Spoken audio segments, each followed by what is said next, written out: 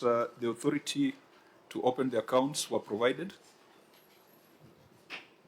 Yes, it's provided. These variances of 75,000 and 742,000, have those been addressed?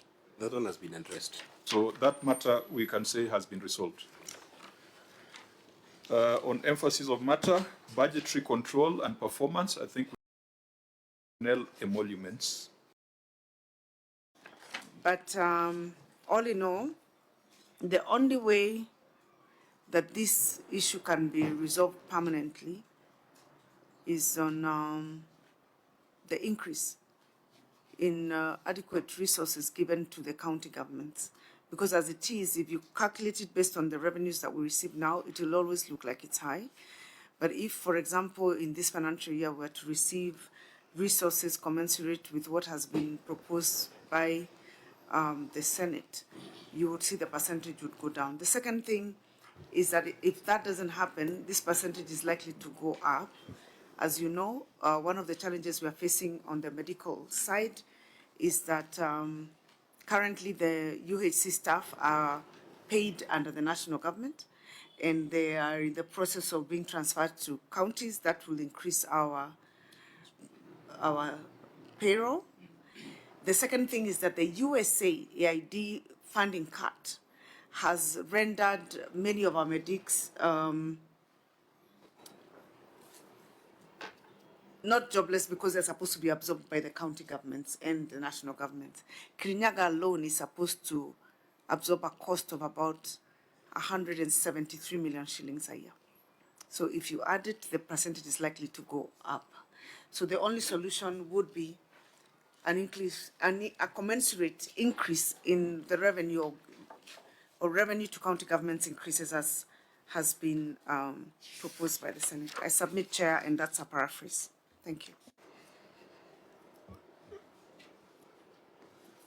Auditor General, there is a word in this regulation that I think shall in the medium term.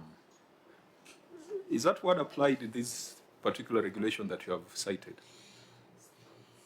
Because I think in regulation or in the law, we say that would be a medium term aspiration rather than an immediate aspiration. What is it? Must have been 460. We have executed our mandate if we went alone, and we will always go alone because we believe that is what the right thing is. But I would have loved to hear from the COG if there are any assurances you can give us that this is something that you are prepared for the long haul. Because I remember even when we were doing the mediation, there was so much pressure that, oh, the Senate and the National Assembly are taking their sweet time, and yet we are trying to get resources for our counties. And it's not as if there's a percentage that the COG sends Sifuna for fighting for this money. So it's not personal. I don't get any personal benefit if Nairobi gets 30 billion. But it eliminates some of the excuses we hear on why services are not being delivered.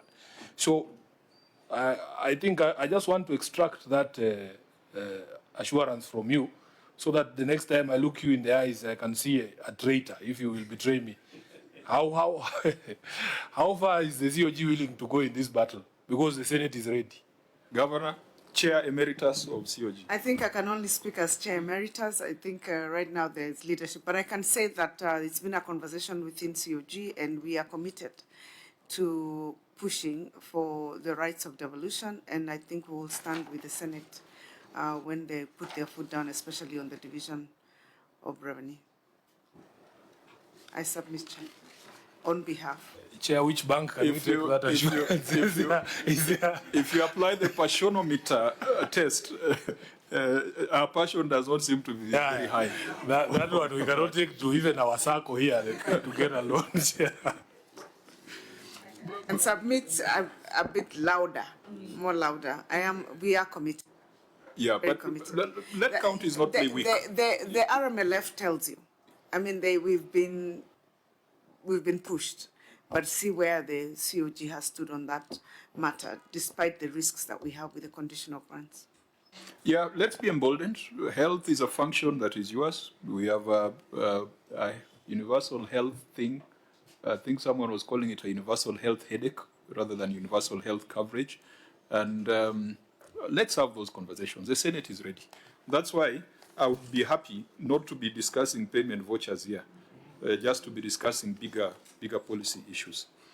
So I think we'll need, all members, we'll need to take a view, because there are so many counties that are violating those fiscal responsibility principles. We need to ask ourselves whether that 35% was scientific. But, Governor, I've read reports of particularly OECD countries. Their personnel cost is, I think, between 7 and 8%. In our situation, we are at 35%. So we are not doing well, even with that, with all those circumstances. Chair, speaking from an economic perspective, our problem really is an economic problem. We have a problem with unemployment in the country, and therefore the public service becomes a primary provider for employment. So it is a problem that will be resolved boldly by people who decide to take a huge risk, but also provide an alternative to where you take majority of your people by providing employment outside of the public service. But that is just because you've raised it with OECD. It is because of that major challenge. But ideally, we should be at 10%, 11. Yeah.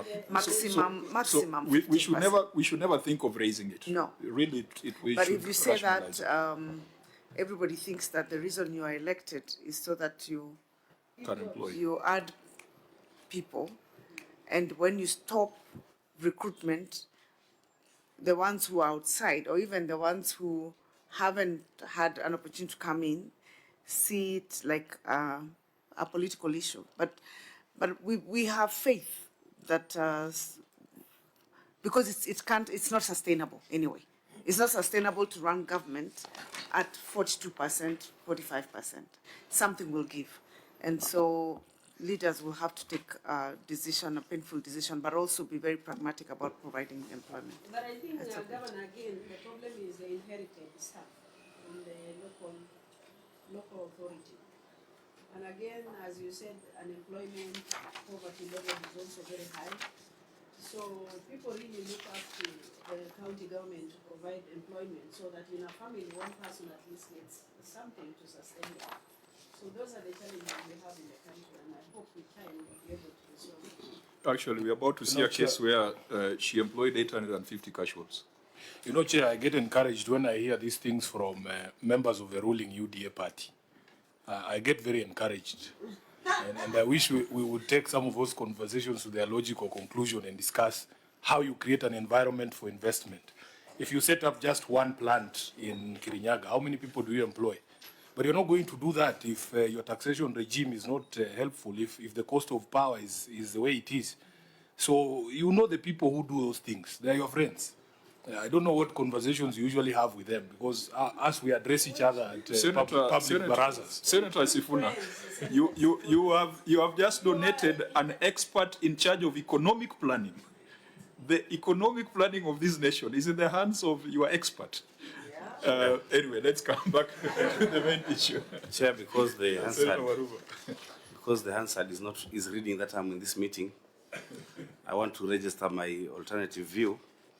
And for records, I'm not an economist.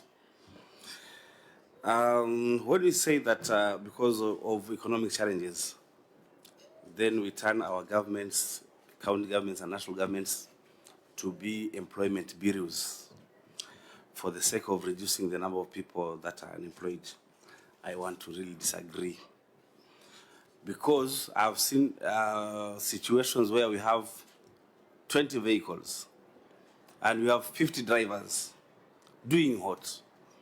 I think, as Sifuna said, let us try to create jobs and not just employing people because the unemployment rate is high. Otherwise, we would be having people who are sleeping, I call them ghost workers, and they're there even in my county. Somebody is just on the internet the whole day, and they're earning. I think this is not the thing about resolving this type of audit query. And in fact, Chair, we should be requesting for ways and means of reducing this wage bill from this percentage of 40 something up to 35. Like, for example, when people retire and they are from non-essential services, do we still need to employ again? I think this is a proper conversation so that we have more funds and more finances available for development. And also, this is law. Let the law be followed. Let us stress to our counties to go to 35%. Thank you, Chair. Yeah, I agree with you, because in this committee we deal with the law as it is, not the law as it ought to be. That violation is there, it's on record, we have seen the mitigations, but it still remains what it is. Members, I think we move a bit faster. The next one again is on HR non-compliance with 1/3 basic salary rule. I would expect that this is a problem that has gotten worse with the recent raid on pay slips. It might look like a small joke, but yesterday I was talking to a teacher who tells me that even his ability to save and get loans from the SACCO has been seriously impaired, because those percentages that you direct to the SACCO are now going into government taxes. And so you find people are selling property because they cannot get access to loans. So this is a serious crisis, but I don't want us to go into our earlier economic discourse. This one, Auditor General, keep an eye on it, keep it in view, because I do not think that you have any response here that resolves it. Governor, is there any response that resolves this problem? Or you have just explained how it came to be? We were just explaining, which is what you have said. Yeah, and perhaps you expect it's going to get worse unless you increase the salaries of the employees. Which looks unlikely, but there's a possibility that taxes could go down. Well, let's see what the experts come up with.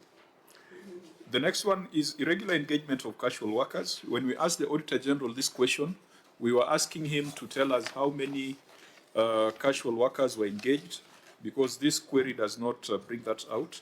But having looked at your written response, you engaged 364 men and 489 women. That's about 850. I was a bit curious to find out why you needed to bring in 850 people as casual workers in the organization. Governor? Do you want me to paraphrase or to Yeah, read? paraphrase, because I see it's heading to 4. Because you don't want to hire them permanently. It's going to be a cost on you when you hire them permanently. These are cleaners, sweepers in the environment, cleaners in the hospitals, the people who cut the bushes. It's a cost-effective way to... The other option is outsourcing. The other option is outsourcing. I've seen counties that have outsourced cleaning, garbage, some of those functions. In the rural areas? Yes. I think if you outsource, politically there'll be problems. Yes, your problem is politics. Yeah. I will be thrown out. Yeah, so that then does not really address this problem. What was the cost? What was the total cost of the 850 plus? Sorry, Chair, I'm informed that the team had done an assessment on outsourcing, and the cost was going to be double. Was going to be? Double what we spent. So what was the total cost of this 850 annualized?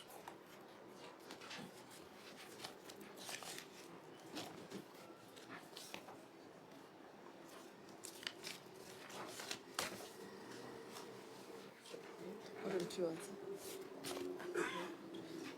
Why don't you respond? I think you had a schedule that had all the names.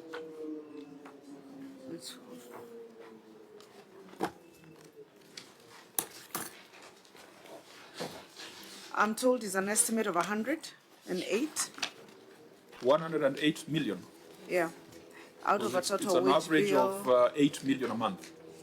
Yeah, out of a total wage bill of about 2.8 2.8 billion.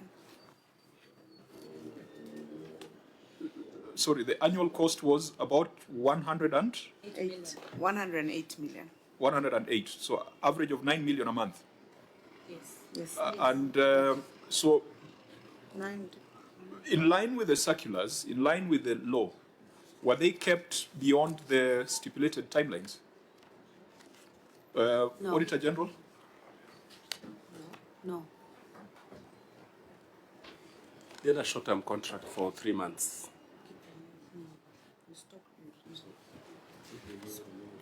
So did they serve for more than 3 months? The contracts are issued afresh every 3 months. So Auditor General, you can confirm that they are bending the law, but not necessarily breaking it. Yeah, that's correct. Okay, so we can keep this in view. Staff ethnic diversity, again, And the nature of employment auditor, can they still be paid with vouchers? Is it okay? According to you, because you raised it here.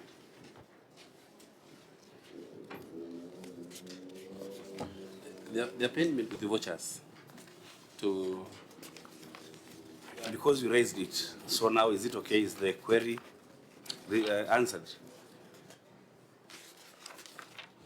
Yeah, because we had requested the receipt, which they submitted, and some of the contracts, the personal details. so when we direct that you keep it in view, it means that there's a likelihood of recurrence, so you need to inform us at the next audit cycle. Yeah? Of course, there'll be other things we'll be asking, whether there are budgets, whether there were approvals, whether the county public service board was involved in the recruitment. Can you confirm that that was done, Governor? The budgets, the CPSB approvals? Yes. Okay, so Auditor, In the please budget and the public service board is involved. keep that in view. Give us the assurance that the law was followed. 2023. Thank you, Chair. My name is Karila Sotieno. I'm the Chief Officer, Economic Planning, Budget and Procurement. Sorry? At least there is cohesion. Yes. Don't let Kalonzo once said your name betrays you, so do not rely on names. Proceed. Obliged, Chair. I'll submit. The procurement for the hospital was done through open tender process, where we got the main contractor works tendered, and the subcontracts were still on provisional sum, so we needed to tender them separately. But pursuant to Section 103, Part D of the Procurement Act, the procuring entity sought to procure the items through direct procurement. Having procured the works from a contractor, it determined that additional works can be procured through the same contractor. So these subcontract works only, which may lead the procuring entity to procure. The fourth one? The fourth. Okay, thank you, Chair. If I may submit. That I can see on this annexure makes more sense, where it talks about reasons of standardization or because of a need for compatibility with existing goods, equipment, technology, or services, taking into account the effectiveness of the original procurement. That would make more sense than what he read out, but maybe this document, we just need to see where the negotiation was. Discount on CCTV, surely. I'm reading my own things.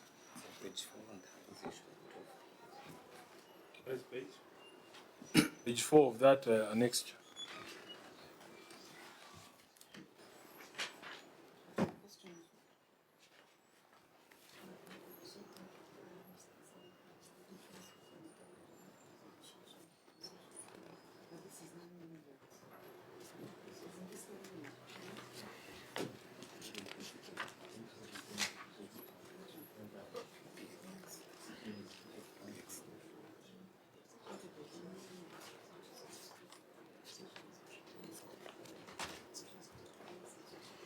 Yeah, Governor, we are running short of time.